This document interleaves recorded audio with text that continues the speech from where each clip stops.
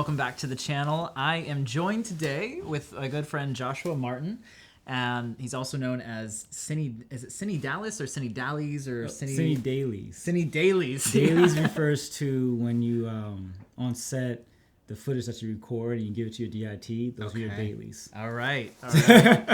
So it's actually pretty crazy how we met because many of you know I'm a pastor. I love to do stuff with video, and there's some like short films and stuff that I'm wanting to get into, and so I actually followed his channel for a while. It actually cost me a bit of money, some of those reviews. I do not condone you spending money. That's awesome. But I think I reached out or something. No, I think I reached out to you. Did I reach out to you or you reached out to me? I think I reached out because I was like, I'm going to ask him a question on something. You did. And I'm like, there's no way he's going to respond, but I'm just throwing it out there anyways. And we ended up talking, and then, I was like, "Oh, you're in Indiana. You should come over." Straight up. Found out that we're actually the same denomination, and an hour and a half away. Yeah, pretty close. So wild. And so today, I just wanted. It's a little bit of a different video. You might think of, well, how are you combining filmmakers and pastors, and what is this about? And it's gonna be just like filmmakers geeking out about God. Yeah. And there's a lot of different ways we could go. One of the things that I was curious to just hear your perspective on is, as you've worked in cinematography, obviously in YouTube and everything, you've also, you work with National Geographic and big commercials, like at a high level. It's no secret that like cinematography, Hollywood, a lot of the stuff, like there's a lot of bad stuff, right? There's a lot of things, of this weird stuff. Yeah, so there's a lot of things in that line of work that would be contrary to your principles, your belief as a Christian. And so how have you kind of navigated that world without having to have that affect you? I know some people maybe struggle, like they feel like they're not going to make ends meet without compromising in some things, or they may feel like they can't enter a certain industry because it's so just saturated with that. So what has that journey been like for you? It's been an interesting and at times difficult one, to be honest. I remember times where certain productions would run up against like the weekend on a Friday, and I'll be praying and hoping that it won't. But since I'm already there, I'm already in the process of things. And before you actually just saying that too, I do let my team know. My team does know that I am a Christian, and then I have a certain set of beliefs where I observe Sabbath from Friday sundown to Saturday sundown. And so, not to say they always accommodate to what, because of me, because it is the secular world in a lot of different ways. They are mindful of that. Yeah. And so before I was very like hesitant in that space, but also I was very I was unsure what to do a lot of times, because I would see it as a blessing, but then that's what happens. So it's like, do I stand up or do I compromise? So like, to be honest, like there have been times where I had compromised, where I had to kind of finish the day out for the job, because that's what we were paid to do. Yeah. And then after a while, talking with my wife and a lot of different things, she expressed her concerns of if this is going to continue, whether or not we should be in the space anymore. And then another time it had happened. This time I was more intentional about if this happens, I would prefer not to do it, but it happened again where it kind of run into the Friday. But oddly enough, there was a blessing where I was able to speak about the Sabbath, why I observe it. Like so, it plays this weird duality where growing up as Christians, we are told like you fight for the faith, you fight for what you believe in, but then sometimes I always felt like I've been put in these positions where I can share what I believe too. So it's like that dual sword sometimes. Yeah. And it's funny, I'm actually reading Daniel and Revelation, the little Daniel Revelation book. Oh, yeah. And so like just being reminded what Daniel and Shadrach, Meshach. The things that they were facing. So it's a lot. So I'm literally that. A lot of Christians call Hollywood or just film industry in general Babylon anyway. So I'm like, I feel like I'm that already. So like relearning, rereading that, and seeing what they faced. They faced it, and they stood for what they believed, and so it's like that's a constant reminder. But also now it's like there's an opportunity now for me to kind of talk about it. Now I don't willfully go and say, I can totally film on Saturday now. No, like I haven't really. The only time this past year we filmed on Saturdays when I was with National Geographic and we're in Peru. Yeah. So it's like part of that day is like we were hiking to the next location and we were filming here and there. So it's like so I'm cautious of it, but I'm also aware that there's an opportunity to be had as well. Yeah, and those watching, I don't think I've actually said this on the channel yet. We're both Seventh-day Adventists, and so part of what he's talking about is the Sabbath. And if you're curious about it, leave a comment below if you want to, you want to hear more about it. But basically, the general thing is based off of creation. There's 6 days that are set, and then there's this time to come away, right, to spend with God. And so I remember when I was coming into the church, because I was an atheist before, and we had a family business that if it was a full moon, we were working. Like, it was constant, right?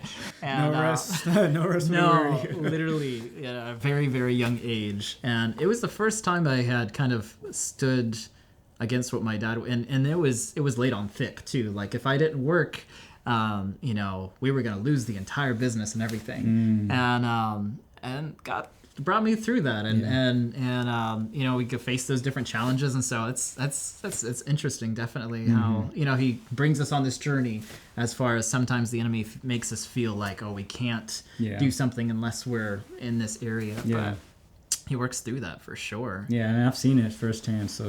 So now it's like I was saying, definitely I see it more as an opportunity, if it's there, if it presents itself. Yeah. So take advantage of that, and it's definitely a prayerful matter too, because where your heart is, if it's with God's will, He'll let you know well before to take that job or not. Absolutely. So. Yeah, and I think the thing is too, like, so often people think like God is just this vindictive tyrant that you have to do this list of things, and it's not about that. It's like he really cares about us, right? And so he wants to restore us and to give us that peace and that hope and all of these things. And so he guides us. And so I know a lot of times we might face something where we feel like God is restricting us. But I know in my life, anytime that I have actually listened to where he's guided, I'm so much happier in that. Have you kind of seen that through this industry? Tenfold. Tenfold. Yeah. Especially because there was a point in time where I felt timid to share what I believe. Sure. And a lot of times I felt like, man, that was an opportunity to say something. Yeah. Because I think at the time too, it's like I wasn't sure what I believed too. Yeah. Or how that would play out. Yeah. But now with like that level of boldness that I have now, it's become, it's easier for me to talk about just life in general with people and how life intertwines with my faith. Yeah. And so, because a lot of people in the industry, you're like you just expressed, like they're just constantly going. Yeah. So I'm like, oh, that's opportunities. Hey, I got something to tell you about. There is an opportunity for you to rest. That's right. You can stop everything. You realize that. Yeah. Yeah. And sometimes it's a refreshing for some people to hear. It's a struggle for people to hear too, because it is just work. Yeah. And so being able to share that is definitely been a blessing to me, because it's a reminder for me, but also, at times it's been a blessing for someone else. Absolutely. Has there been, and you may not even be able to share on this, but has there been any like really big jobs that it's like, man, that would be amazing, but you ended up turning down because you felt like it was going to be an issue with your personal? Thankfully not. That's awesome. The way that commercials go and how you actually get the job, typically you're bidding, you have an agency that you work with, and they are basically trying to win the job for you. Yeah. So you make a pitch deck, and then the agency that they're talking to, you send that information to them, and they normally have two other directors that they're bidding on. So basically, whoever wins that treatment wins the job. Yeah. So a lot of times before we even get to that point, we don't know the exact schedule just yet. Sure. And if there's a tentative schedule, I'll look at it and see. Again, there's been lately a lot of the jobs have been always earlier in the week rather than the weekend. Yeah. In a few instances. So like I make sure I look at the schedule and see what's there, and I just point out any red flags. Say, hey, this schedule doesn't really work for me if we get this job. So it's like being as early on as possible to communicate. Yeah. My concerns, I guess. Yeah. No, that's awesome. On a slightly different topic, as a filmmaker, as a creator, do you feel like you see God differently than the average person, I guess, without, Yeah, I understand your question. So I've always loved art, photography, and painting, drawing, because I thought it was one of the most beautiful expressions, especially if you can tie it to a faith. Yeah. Because I've seen, you know, we've seen so many incredible paintings and films and people with incredible talent, and they, you know, sometimes most of the time they give the glory to themselves or to whoever what the project is and stuff. Yeah. Early on in high school, I set in my heart to say, you know, if I serve an excellent God, I want to make excellent work. And so every time I saw, and I was really inspired by nature early on. That's how I got into photography. Anyway, I had a little camera my dad had. Yeah. And then being in the countryside was great. I was, you know, I didn't have all the other distractions of a city. Yeah. So I was able to appreciate a sunset, appreciate when there was like a freeze, a winter freeze, and, you know, all the different plants were frozen over and stuff. I appreciate the little things. So I started to see God's handiwork in those little things, and so I appreciate it even more. And I was able to express that and share that through photography. Yeah. And so I still carry that today. There's still, like, though I'm doing more things in the secular side of work, I still have, you know, a laundry list of projects that I want to make. And it's like I remember going back and forth, because there was a time where I just like, I don't want to believe in God, I'm running away. It's almost like Jonah, basically. Sure. And hopefully you didn't end up in fish. Oh, I was in Miami, so I mean, I don't want to put where to put that, but now it's like coming back to that, because we see there's like, this is, I don't know if you know kind of noticed it too, but like with Christian films in general, do two things. They normally talk to a specific Christian audience only. Yeah. Or they just really bad. Like, there's a handful of good ones. Like, the ones that talk to us as Christians are pretty good. Yeah. We can understand the language. We can understand the concepts that are presenting here. Yeah. What it means to have faith. But I've always found it difficult to share what we know and what we want to teach to those who don't really care or have been scarred by it or all these other things. Yeah. We have to, in a way, kind of change the message to communicate that to that person or a group of people. Yeah. So, yeah, I'm going on a rant now, but no, it's amazing as you're saying that God is a creator. Again, so many people, you know, oftentimes people view their parents, and you can have the best parents in the world, they're still going to fall short to who God is. Yep. And so oftentimes that's our first picture, or we have this idea of this tyrant with this long list of things to do, and we forget the aspect of, the Bible says the heavens declare the glory of God, right? You look at creation, everything's made good. Like and imagining what it must have been before sin, you know, Adam and Eve, like... my brain hurts when I try to imagine that. You just imagine how... And sin has affected everything, including nature. Yes. And yet there's so much beauty in the world, it just makes you... And what that must have been like for Adam and Eve, not to go on a different tyrant, but, you know, they probably never, until the sin, even a leaf wouldn't have died. It wouldn't fall off the tree. It wouldn't. They probably wept more over that than we do over like losing people and now because we're so desensitized. Seasons too. Yeah. It's just like, what is happening right now? Right? And so it's amazing to think back at creation and God as a creator and the beauty that we see in nature and how everything's going to come back to that. Yeah. Yeah. Like in a new earth. Yeah. That's incredible. It's exciting. Yeah. It's absolutely amazing. One of the things that I've kind of thought of in learning filmmaking a little bit and video is how important lighting is. You know, what was the first thing God created? Light, right? Let there be light. He himself is described as light. Yeah. And this is a very niche, nerdy, weird contrast, but bring it. You know, you work with aperture, and I've got a number of aperture lights. It's interesting to see how, you know, every year the amount of time and money they've invested in trying to replicate sunlight, like the quality of light. And it's just interesting to think of, you know, how much, you know, we even have a couple lights here set up, how much you do with lighting as far as the scene, and imagining, like, I just imagine the new earth as having like perfect light everywhere all the time, wherever you look. And there's also like light on a different spectrum we can't even understand. Yeah, like we can only see what's visible to us right now, but imagine being able to see the whole range of the spectrum of light. I mean, that's insane. That's absolutely insane. So, are you gonna miss C-stands in the new earth? Absolutely not. Absolutely not. It's Revelation 22, verse 5, and it says, "Night will be no more. They will need no light of lamp or sun, for the Lord God will be their light and will reign forever and ever." Have you ever thought about that much?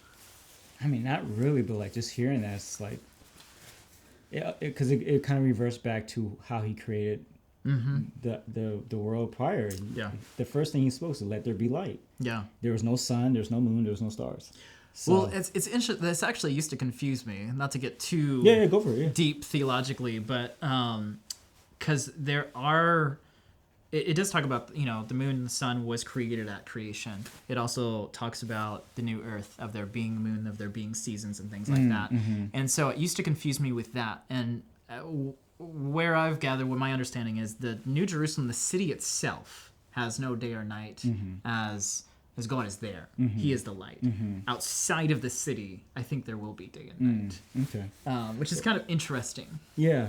Or could it be sort of a... Now I'm just throwing stones at this now, but like, could it be sort of a metaphor in a sense where, we use physical lights to guide our steps to see, and that idea that, since he's the source of our light now, the idea of like, there's no other path to follow. We see it clearly because he's leading us.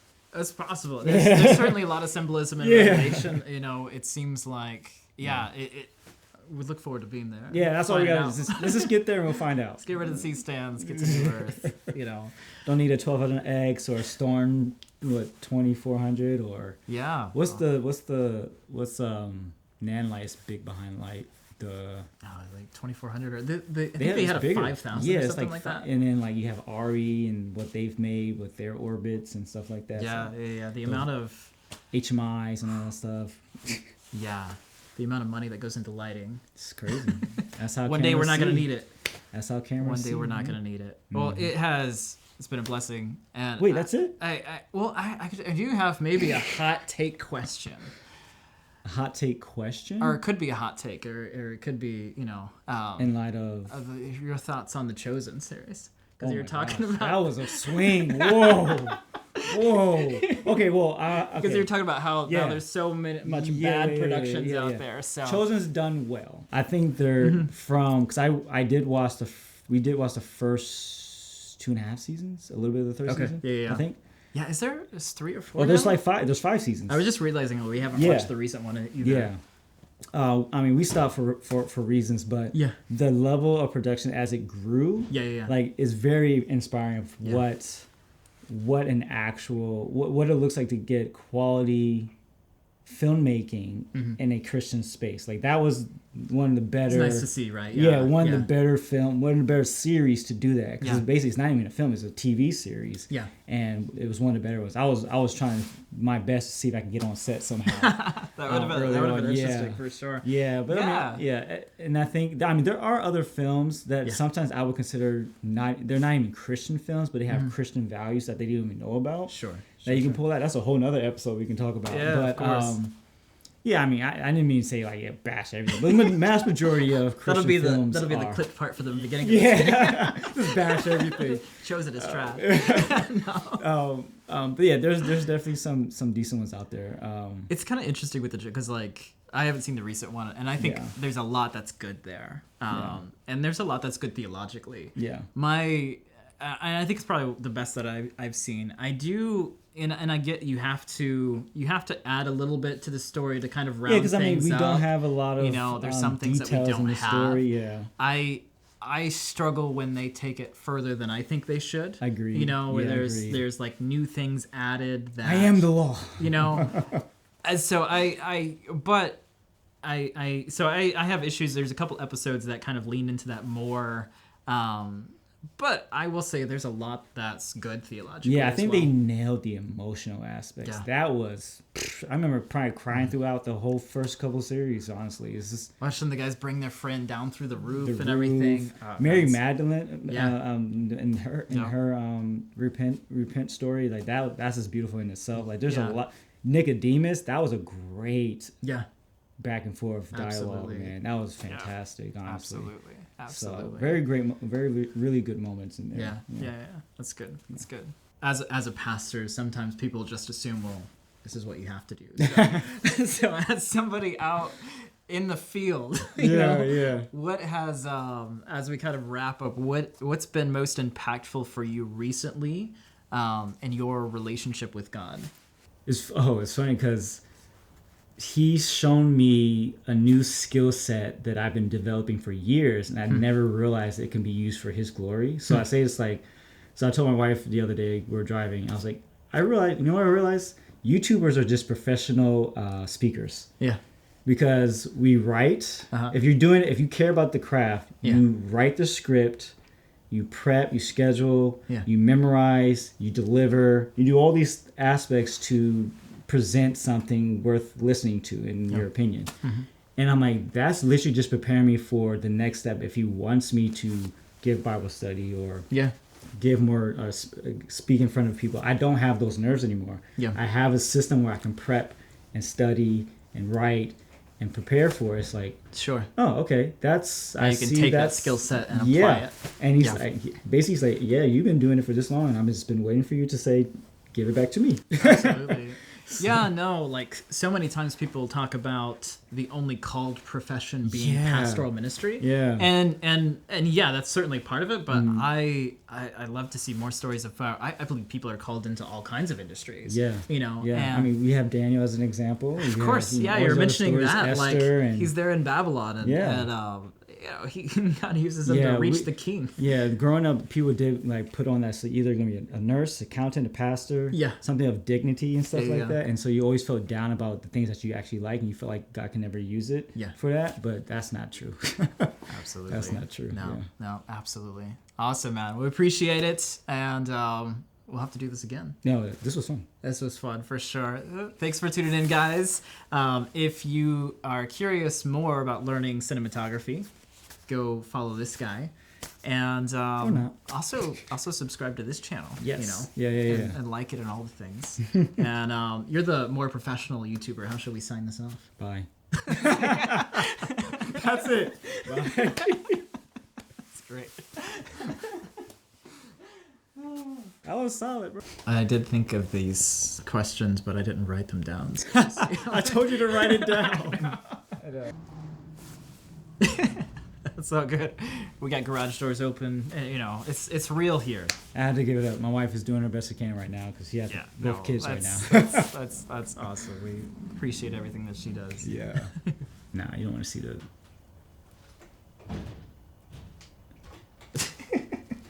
You want to roll it out? Because now it's the back of your head. Yeah. I mean, it's kind of nice to have it, but. Yeah, it was, yeah.